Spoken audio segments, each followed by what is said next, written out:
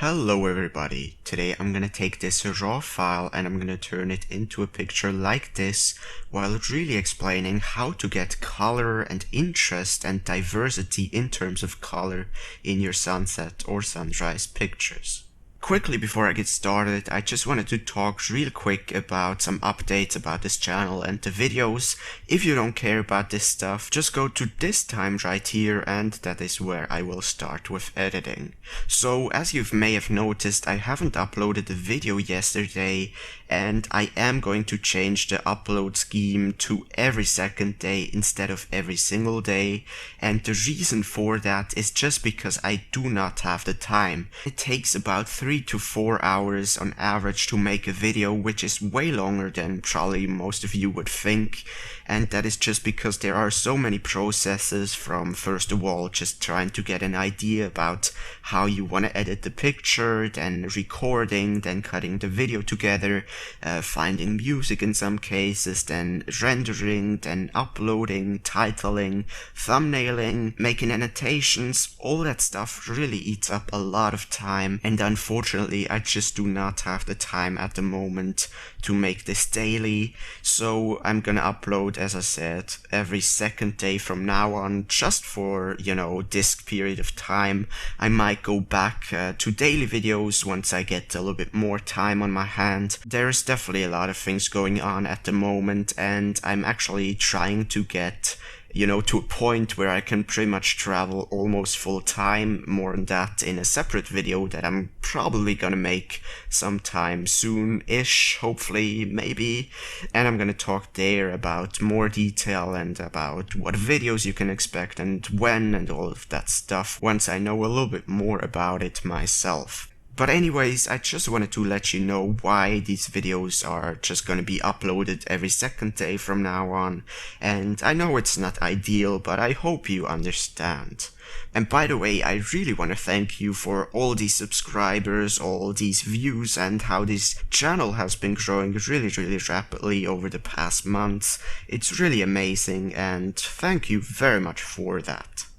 Alright, so what I have here is a very simplistic composition of a sunrise photo, and this was taken in the summer of 2014 on the Isle of Skye, and it's a very simplistic composition, not really too much going on, not really super flashy as in some of my other pictures, but I really like it. And today I really want to show you how to get interest in terms of color and how to get different colors in your picture, and that way you really can create a lot of interest, a lot of dynamic, and a lot of diversity. So before I do any of that, let's get started with the general editing, and here I'm definitely gonna add a little bit of contrast just for the background, and I'm gonna raise the shadows. Usually I like to raise the shadows quite a bit, but in this case I really want these areas to be relatively dark. I really just want a tiny bit of details in them, so that works pretty well. In terms of highlights, I usually like to bring them down quite a lot as well, and that way you really get a lot of detail in the highlights to work with. But because this is such a soft picture, you really have to kind of watch out, and I'm just gonna bring it down by around 35, and in most of the cases I really go farther. But as I said, this is really a picture where you have to watch out. Then in terms of the whites, I always like to bring them up, and a good thing is to hold down the Alt key so you see whenever something starts to clip. I wouldn't be too worried about it if it's just a very small portion, but if it's starting to look like this, then you definitely want to dial back the exposure, because then you're really overexposing a large area.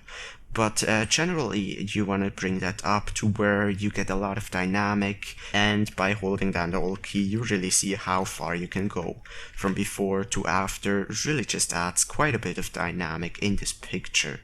Then the blacks, I really don't think I even have to worry about them in this particular photo, because the dark parts are already dark enough.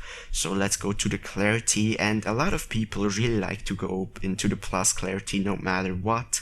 And especially in sunset and sunrise pictures, I would really suggest you to at least try to go into the minus clarity, because oftentimes these are the pictures where you have very soft color and very soft lighting. And in my opinion, for example, in this picture, if I would just go far into the right, it would just be too much. I don't want all of this texture in the water and all of this very harshness in the clouds and everywhere. So in this case, I really think going a little bit into the minus clarity works pretty well. Of course, you don't want to go too far, otherwise you will not have any detail whatsoever. But just going into a little bit into the minus can often work for the overall mood. And the vibrance and saturation, you could play around with these sliders right away, but I'd really think that I'm gonna keep them at 0, at least for now. And I'm really gonna adjust the color and fine-tune the right color hue and everything before I adjust any vibrance and saturation. So let's go to the color temperature, which is a very, very important tool here. And oftentimes you have a ton of different possibilities with that. So for example, here I could go for a very warm look and maybe add some tint, and that already looks pretty interesting. I think it definitely works. I could go for a little bit more of a neutral look like this, or I could go for a pretty bluish look, which I personally really like. And you know, at the end you have to decide for yourself, go with whatever looks best, and try out all sorts of different looks with the color temperature as well as the tint. Generally, I really don't go into the green with my tint at all, but going into the pink tones can oftentimes work, especially for sunset and sunrise pictures, because that really gives even an additional, pleasing look, and I think it works overall for the sunset and sunrise mood. Alright, so let's keep the tint around here. 25 works pretty well. And the color temperature, I don't want to go too far in either way for the starting point here, but maybe just go a little bit more towards the blue side, because I think this look works pretty well and it's not as usual, because oftentimes you really just see people go into the warm tones. So I'm just gonna stick there, and I'm gonna go down to the tonal curve, and here you really just wanna first of all, I would suggest you to see if bringing up the highlight slider works, because that way you oftentimes get a lot of dynamic in your picture, and this is certainly no exception. You see how much more dynamic it brings, and I think I'm just gonna leave it around there. Then the rest of these sliders, just play around with them. Don't go too far in either way from what I've personally experienced, but just go into the plus, minus, and at the end stick with whatever works best. So I'm gonna finish that up here, and point curve would be another thing that you could play around with, that really just adjusts the very fine and very detailed versions of the contrast in the picture. If you have a very soft picture just like this one, it oftentimes does not really work, so I'm just gonna leave it at linear for this photo. Then HSL tool would be a sort of important thing to work with for a very colorful picture such as this one, but the differences are relatively small. It's just fine-tuning the actual hues and the very small details of the actual color, and it's definitely worth it to do it if you edit this for yourself, but because I want to keep this video relatively short, I'm not going to change anything there. Instead, I'm going to go straight away down to split toning, and split toning, first thing you want to go into the highlights and just go around all of these colors and see what works. I generally like to go relatively high with the saturation for the start, so I really see the actual hue and what the color actually does, and that way you really can create a lot of additional interest with your color in the picture. And I definitely think that split toning is one of the most important tools in all of Lightroom for colorful sunset or sunrise pictures. So once again, here are a lot of different possibilities. You could go into the oranges to get sort of a look like this. You could go into the purples. You could of course go into the reds or anywhere in between. You could go even into the greenish tones or into the bluish tones to get even a different look. But in this case, I think it's a decision between the oranges or the purples, and you know, it's very difficult. It's really up to you which one you like better, but I think I'm actually gonna go with just a little bit of purple for the start here. Keep in mind that this is a very rough look and that you can always alter that later with the local adjustments in just certain areas, but you know, just go with whatever looks best as kind of an overall look. So I think that works pretty well before any split toning after, and shadows is another thing that you could play around with. It doesn't tend to have such a big impact as the highlights, but I'm still gonna play around with these different color hues and saturations. So here, you know, you could go into the opposite here, for example, and go a little bit into the orange tones and just add a little bit of warmth in the shadow areas, and that way you really get even more differentiation, and you of course create interest that way.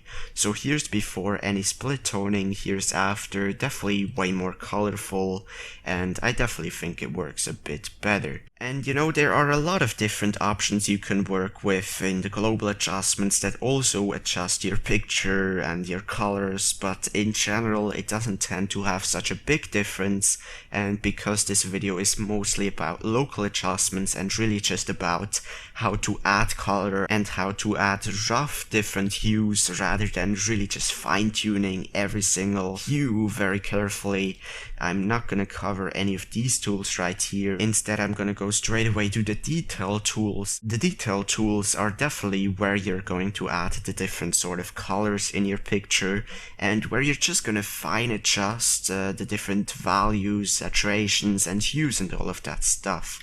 First thing I'm gonna do here is just to grab a graduated filter, and I'm just gonna drag it over the sky, and that way you really can fix the exposure if the sky was a little bit too bright, and in return you also get back some nice color by doing that.